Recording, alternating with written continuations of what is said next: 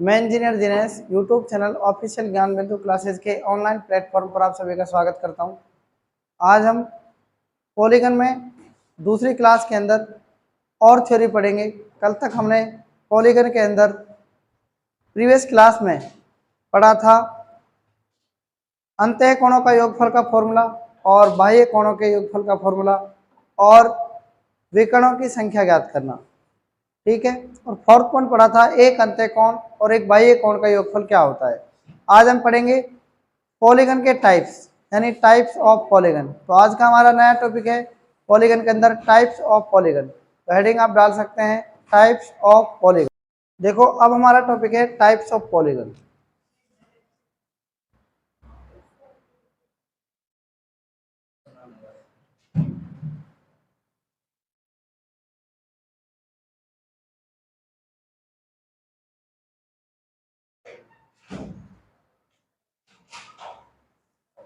यानी बहुभुज के प्रकार।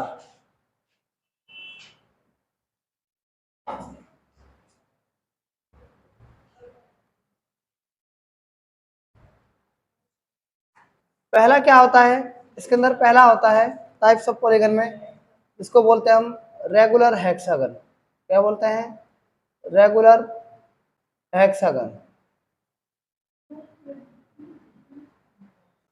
जिसको हिंदी में क्या बोलते हैं? सम षटभुज।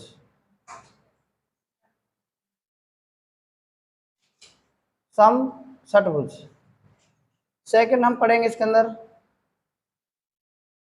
Regular octagon.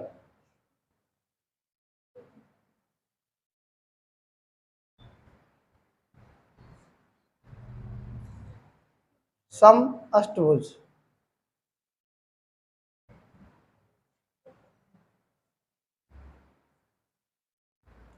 थर्ड हम पढ़ेंगे इसके अंदर एनी पॉलीगन।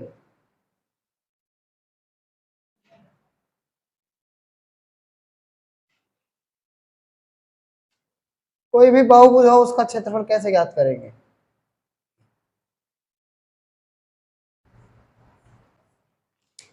सम षटभुज का एरिया क्या होता है, ध्यान से सुनना। ये होता है 3√3 बटा में 2 और ए स्क्वायर। इसका क्या होगा? 2√2 प्लस में 1 और ये क्या है? A square. इसका क्या होगा? 1/4 N A square cot pi बटा एन। कितने हो गए बताओ? 3 हो गए है ना। 1/4 एन ए स्क्वायर, ठीक है, कोट पाई बटा एन, 3 हो गए। ये तो हो गया सम षटभुज का एरिया ज्ञात करने का फॉर्मूला।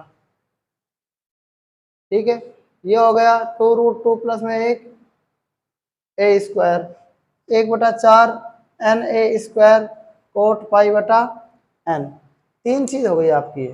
ठीक है, अब हम इनको प्रूव करना सीखेंगे कि इनको हम प्रूव कैसे करते हैं। ठीक है, हम इनको प्रूव करना सीखेंगे, इनको प्रूव कैसे करते हैं। अपना रेगुलर हेक्सागन 3√3 बटा में 2 ए स्क्वायर, इसको हम प्रूफ करना सीख रहे हैं। तो प्रूफ में देखना कैसे करेंगे इसको प्रूफ, ध्यान से देखना। ये मैंने क्या बना दिया? एक वृत्त बना दिया। इसको मैंने क्या बना दिया? एक वृत्त बना दिया। आप मुझे बताना कि ये एक वृत्त का केंद्र बिंदु है। ये वृत्त का क्या है? केंद्र बिंदु। और इस केंद्र बिंदु से क्या है? इसको सेंटर बोल सकते हैं आप। क्या बोल सकते हैं? इसको हम सेंटर पॉइंट बोल सकते हैं। ठीक है, अब ये बताना मुझे, इस रेगुलर हेक्सागन में का मतलब होता है सम षटभुज, यानी भुजाएं कितनी होंगी?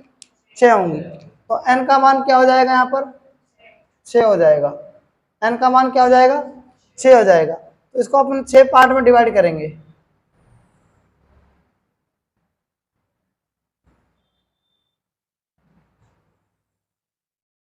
ये मैंने कितने पार्ट में डिवाइड कर दिया? इसको आप क्या नाम दे सकते हैं बताओ?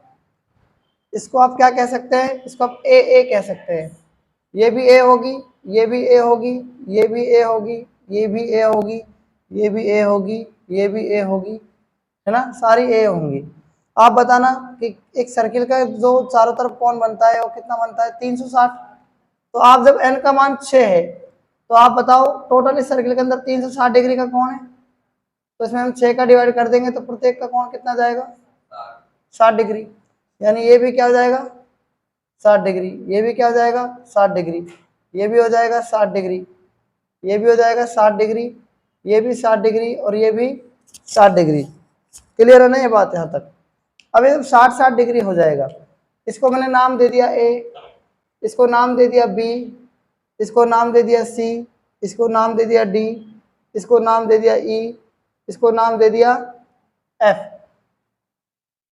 अब आप मुझे बताना, आप ये बताना, मैं इसको मिला रहा हूं थोड़ी देर के लिए, यहां से मिला रहा हूं।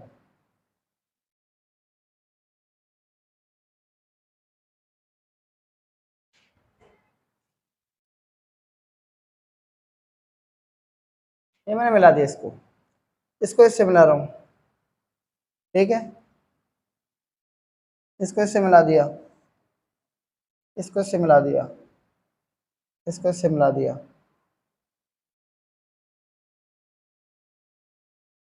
इसके बाद इसको मिला दिया।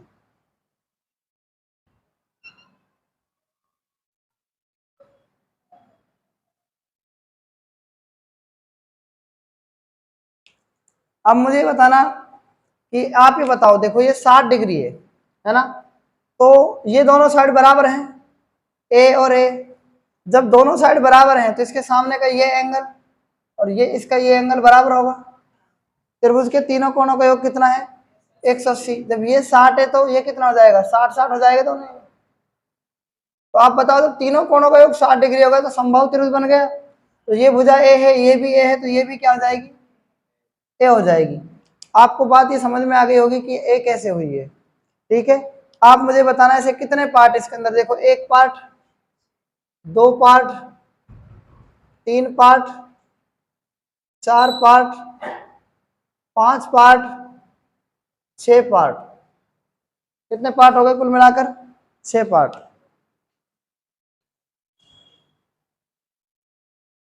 ये 6 पार्ट हो गए। अब इन 6 पार्ट के अंदर आप देखना, ये 6 पार्ट मैंने आपको बता दिए, 1 2 3 4 5 और 6। आप किसी भी एक ट्रायंगल को ले लो, इसके अंदर 6 ट्रायंगल बन रहे हैं। आप किसी भी एक ट्रायंगल को ले लो और इस ट्रायंगल का एरिया क्या हो जाएगा बताओ। आपको मैंने पढ़ा रखा है, एक ट्रायंगल का एरिया होता है √3/4 और क्या हो जाएगा, भुजा स्क्वायर क्या होती है, ए स्क्वायर। और ऐसे कितने पार्ट बन रहे हैं, 6 पार्ट। तो जब आप इसको काटेंगे इससे तो ये कितना जाएगा 3, ये कितना जाएगा 2, तो 3√3, 3√3 ए स्क्वायर और बटा में क्या जाएगा 2। ये इसका क्या जाएगा, ये आ जाएगा हेक्सागन, रेगुलर हेक्सागन का एरिया, रेगुलर हेक्सागन का एरिया,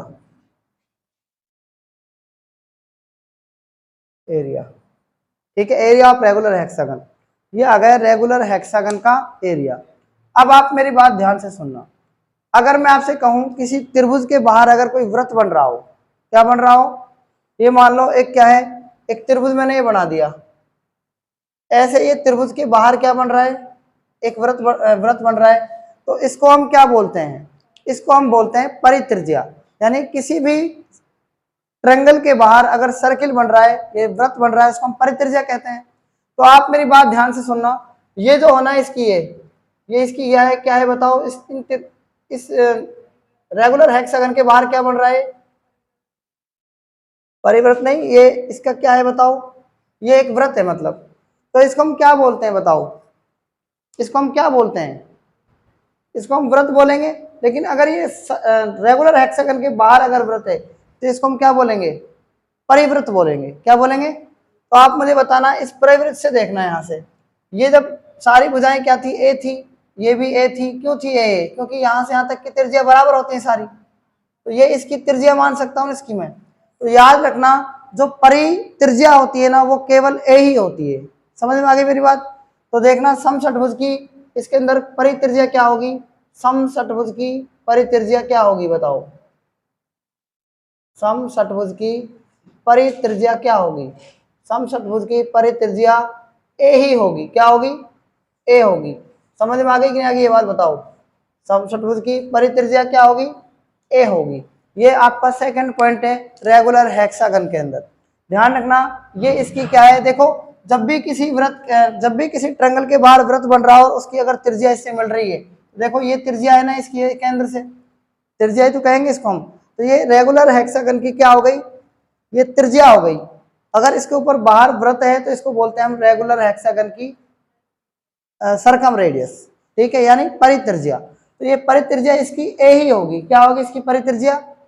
ए ही होगी। समझ में आ गई ना ये बात? अब मेरी बात को अब ध्यान से सुनना, मेरी बात को अब आप ध्यान से सुनना। मैं थोड़ी देर के लिए इसको यहाँ से रफ कर रहा हूँ। आप मुझे बताना कि यहाँ से मैंने केंद्र से क्या मिला दिया, ये मैंने केंद्र से इसको ऐसे सामने मिला दिया। आप बताओ कि ये जो है ये क्या है? ये इसकी क्या है बताओ? ये वृत्तखंड है कि नहीं है? बताओ ये सेगमेंट है कि नहीं है? सेक्टर, सेगमेंट बोलते हैं, सेक्टर बोलते हैं, सेगमेंट है ना। ये क्या है? वृत्तखंड है। इसका ये वृत्तखंड है और जब भी केंद्र से डाला गया लंब, वृत्तखंड पर डाला गया लंब क्या है, उसको दो भागों में डिवाइड कर देता है। इसको कितने भागों में डिवाइड कर देगा? दो भागों में। आप मुझे बताने, ये पूरी ए थी तो ये क्या हो जाएगी बताओ? a/2 हो जाएगी। ये ए, ये पूरी, ये भी क्या हो जाएगी? a/2 हो जाएगी, यानी ये a की आधी हो जाएगी। ये पूरी यहाँ से यहाँ तक a है तो a/2 और ये a/2 हो जाएगी। अब आप मुझे बताना, यहाँ पर ध्यान से मेरी बात को सुनना, आप ध्यान से मेरी बात को आप सुनना। मैं यहाँ से यहाँ तक ये कैसे निकाल सकता हूँ बताओ?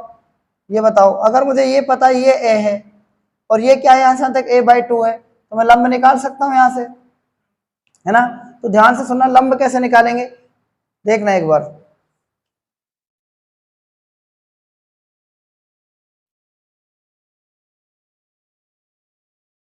समषटभुज की अंतः त्रिज्या, अंतः त्रिज्या मैं आपको निकालना बताऊंगा। तो देखना यहाँ पर ये क्या है? लंब है और ये क्या है? कर्ण है और ये क्या है? आधार है। तो लंब स्क्वायर बराबर क्या होता है?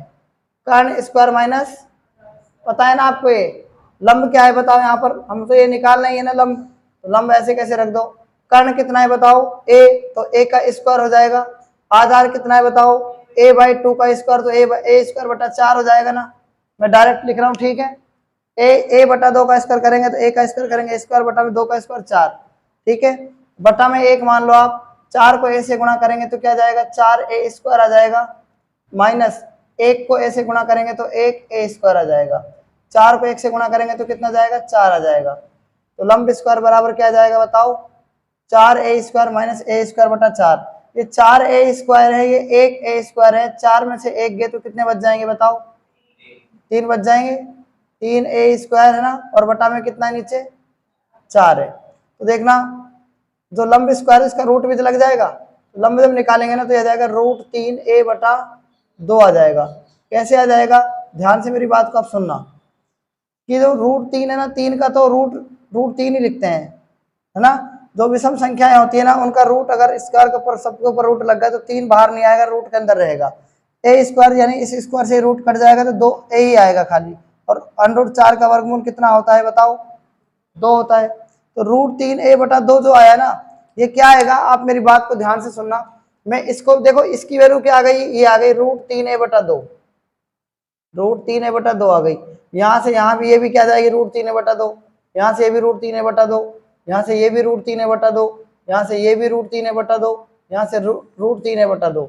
अब आप मेरी बात को ध्यान से सुनना, आप मेरी बात को ध्यान से सुनना। यहाँ से मैं इसको यूं मिला दूं क्या बताओ? ये मिला दूं कैसे मैं इसको? यहाँ से इसको मैं इससे मिला दूं क्या? यहाँ से मैं इसको इससे मिला दूं क्या?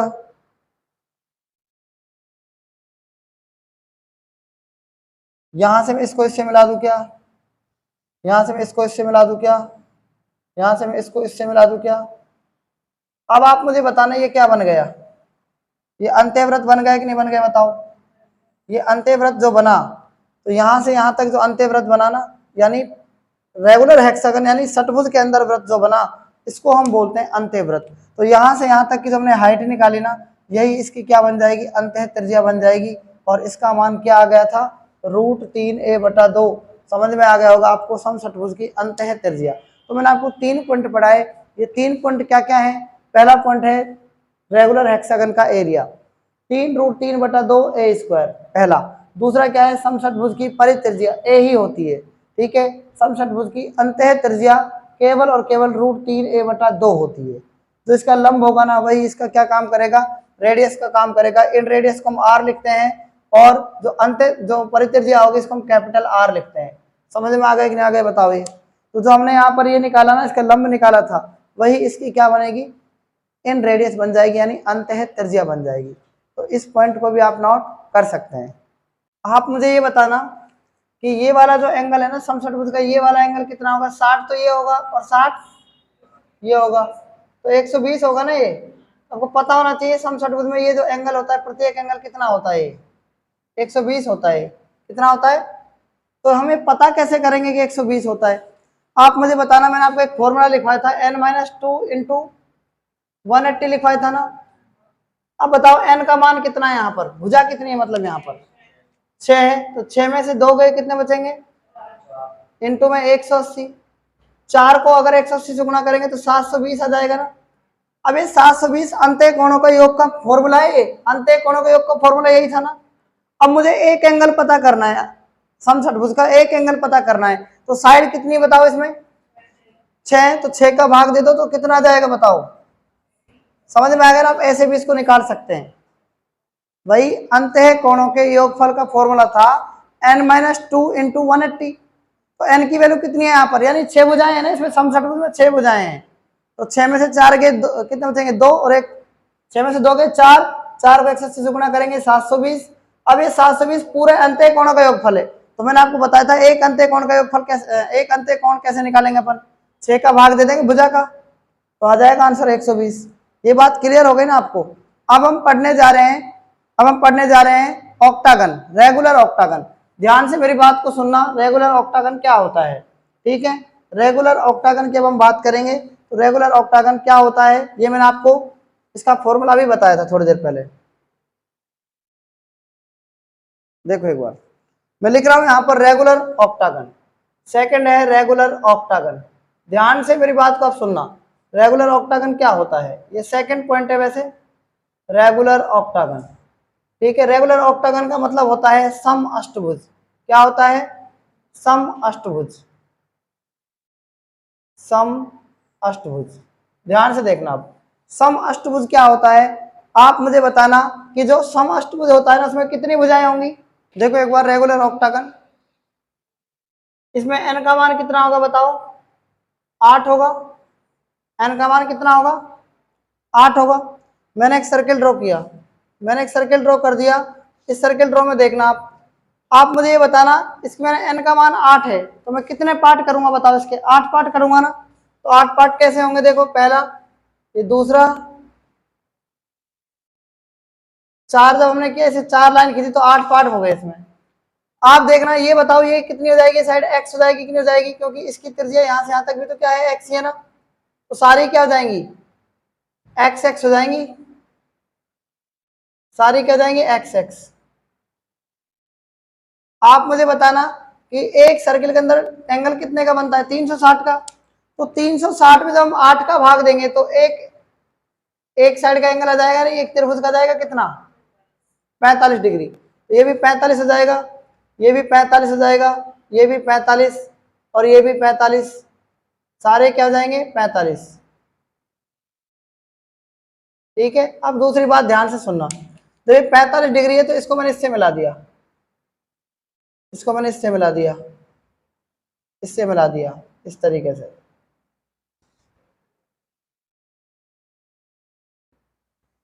मिला दिया। अब ये अष्टभुज बन गया। देखो 1 2 3 4 5 6 7 और 8, 8 भुजाएं इसमें। तो ये अष्टभुज बन गया। अब देखना, जब हमको दो साइड पता है यानी x ये पता है और इसका एंगल बीच का पता है, तो इसका फॉर्मूला क्या होता है? ध्यान से सुनना। अष्टभुज का एरिया क्या होगा? 1/2 इंटू क्या होगा? x का स्क्वायर, यानी इन दोनों भुजाओं को गुणा कर लेंगे, x और x, है ना। और इंटू में क्या कर देंगे? साइन 45। साइन 7 में आता है, ये 45 डिग्री है इसलिए। अगर यहाँ 90 होता तो साइन 90 करते, 80 होता तो 80 करते। ऐसे कितने ट्रेंगल बन रहे हैं बताओ इसमें? 8 बन रहे कि नहीं बन रहे? इतनी बात बताओ समझ में आ गई कि नहीं आ गई आपको? आ गई ना? अब बस आपको क्या है, कोसाइन रूल लगाना है। कोसाइन रूल मैंने आपको अलग से बता रखा है, वो फिर मैं एक बार दोबारा और बता दूंगा आपको। जब भी कोसाइन रूल हम लगाते हैं तो कैसे लगाते हैं मैं आपको बता रहा हूँ। कोसाइन रूल लगता कैसे है तो देखना, अगर एक ऐसे ट्रायंगल है, इस ट्रायंगल को मैंने बाहर ड्रॉ कर लिया, ये साइड क्या है इसकी, ये एंगल कितना है 45, और ये साइड कितनी x, और ये साइड कितनी x। तो कोसाइन रूल कैसे लगाएंगे तो देखना, कोस तो साथ में आएगा ही आएगा और एंगल इसके साथ आएगा कोस 45, बराबर में क्या करेंगे, ध्यान से सुनना। देखना जब हम कोसाइन रूल लगा रहे हैं ना तो इन दोनों को क्या करेंगे, तो जैसे बीच के एंगल है तो इन दोनों का स्क्वायर करेंगे, यानी x का स्क्वायर प्लस में क्या करेंगे x का स्क्वायर, और माइनस में क्या करेंगे, ये साइड हमने क्या मान ली इसमें a मान ली, तो सारी बराबर होंगे ना क्योंकि सेम त्रिज्य खंड, सेम वृत्तखंड है इसमें। ये भुजा क्या हो जाएगी a, ये भी a, ये भी a और ये भी a। तो इसको क्या है, इस एंगल के सामने वाली भुजा को माइनस करते हैं, माइनस क्या करेंगे a स्क्वायर, और बटा में क्या जाएगा, दो तो लिखेंगे और जो एंगल के इधर इधर है ना दोनों को गुणा कर देंगे, यानी 2x स्क्वायर, x को x से गुणा करेंगे x स्क्वायर। ऐसे लगता है कोसाइन रूल।